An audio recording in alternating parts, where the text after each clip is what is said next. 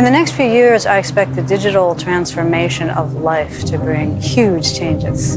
Everything from science to healthcare to sensors to robotics. Whether it's information technology and the acceleration we see in artificial intelligence, you just look across the board and you can see a lot is happening.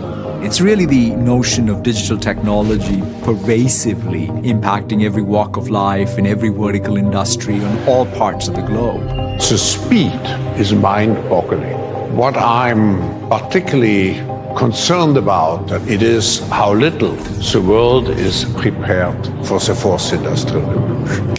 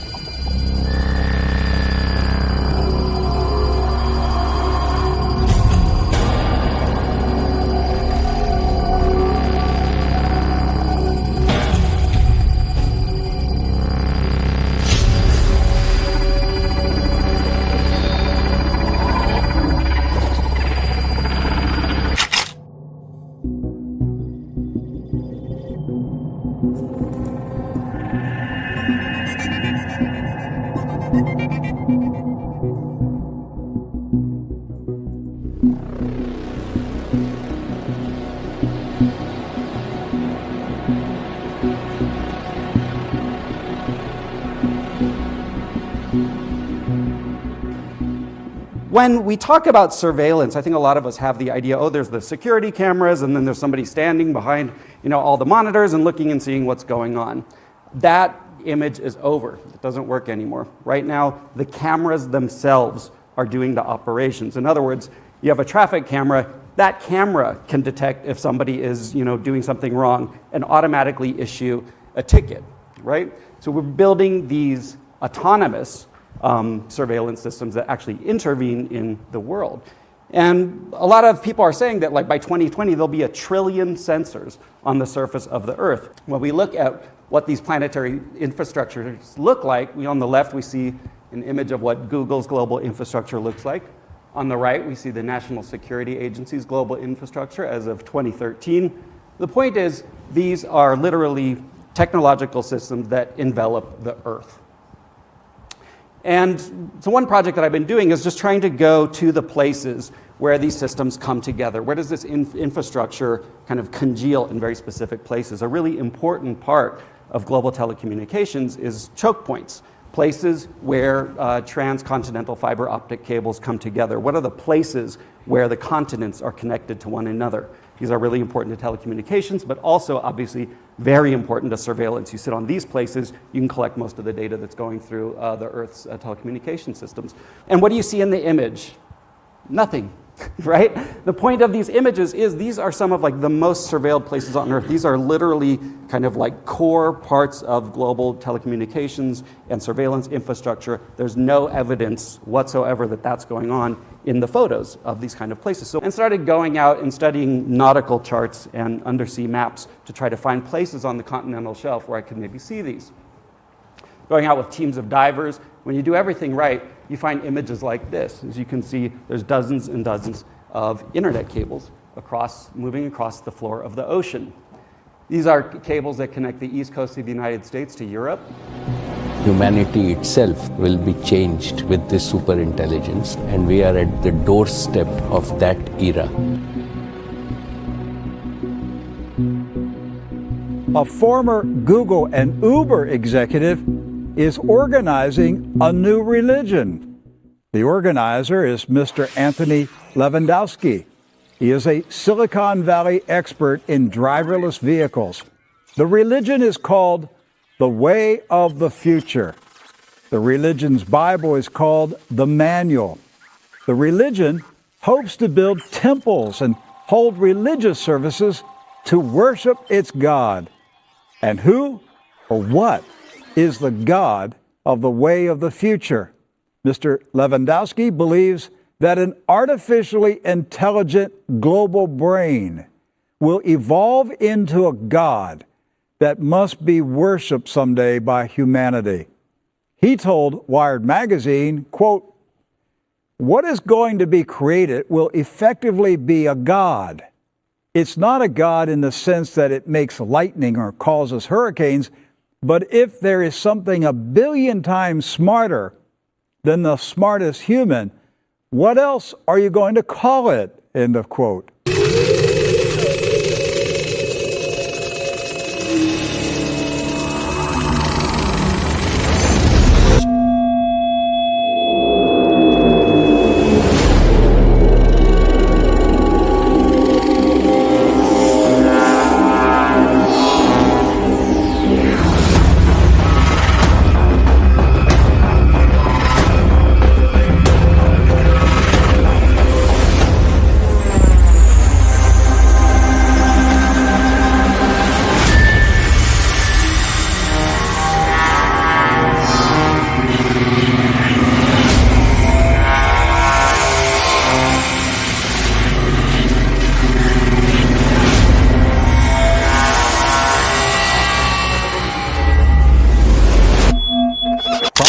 Talked about was 2030.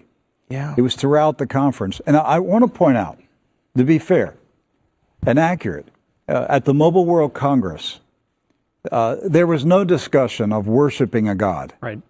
It was totally a technology project, but they did refer to it as a global brain. That's correct.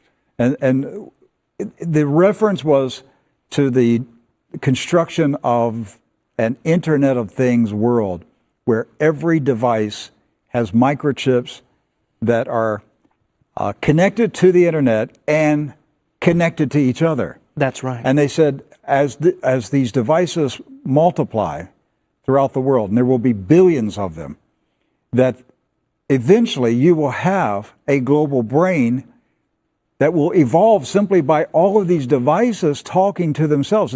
Now, when we're talking about planetary surveillance systems, aka planetary telecommunication systems, they're not only enveloping the Earth like in series of cables and hardware and infrastructure, they're also in the skies above our heads. Every minute of every hour, there are hundreds and hundreds of satellites over our heads.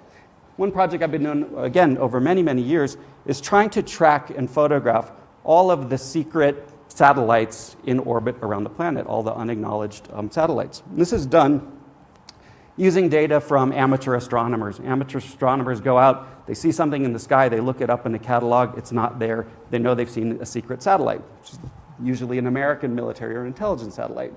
They write down what they saw. What I can do is I can take that observation, model that orbit, and then go out at night, model the orbit, make a prediction about where something will be, and then using telescopes and kind of computer-guided mounts, I can pinpoint a place in the sky where I think it'll be, and if you do everything right, which is rare, you get an image like this. And this line here is the streak of something called the X-37B, for example. This is an American secret space drone that's currently on its 4th mission.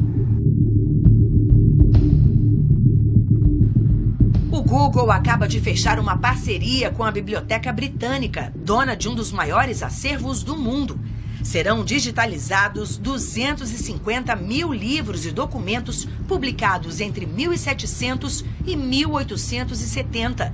Entre as raridades estão panfletos feministas a respeito da Rainha Maria Antonieta e registros sobre o primeiro submarino movido por um motor de combustão. O objetivo da biblioteca é digitalizar 1 milhão de livros até 2020.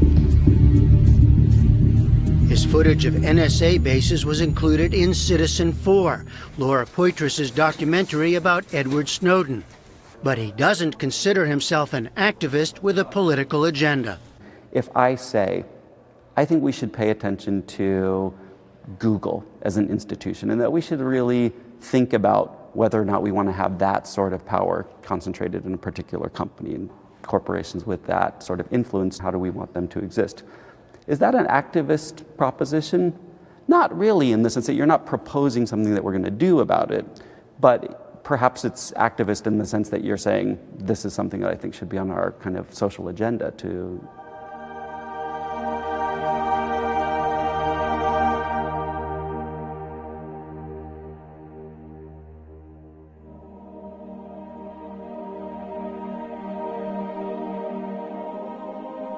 I decided I want to write a book about the very old and the very new, about ancient Christianity and also artificial intelligence.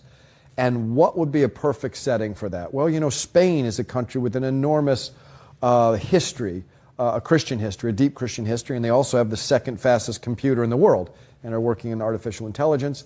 And also... And the computer is in a church. It is in a church, yeah. Symbols are a language that can help us understand our past.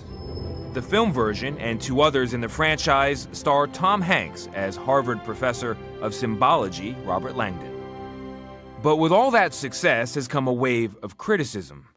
Brown's been attacked by religious groups and readers for his depictions of Christianity. Do you consider yourself anti-Catholic or anti-religion? Absolutely not. Religion does an enormous amount of good in the world. At the same time, there are factions in every religion that take the metaphors and the myth of Scripture and they hold them up as literal fact. And that is the danger of any philosophy or any religion. Now, Dan Brown is at it again with Origin, a new novel out this week that puts God on the edge of extinction. Traditionally, all the gods fall. And my question is, are we naive to believe that the gods of today will not suffer the same fate? Would that be a better planet? I personally believe that our planet would be absolutely fine without religion, and I also feel that we are evolving in that direction.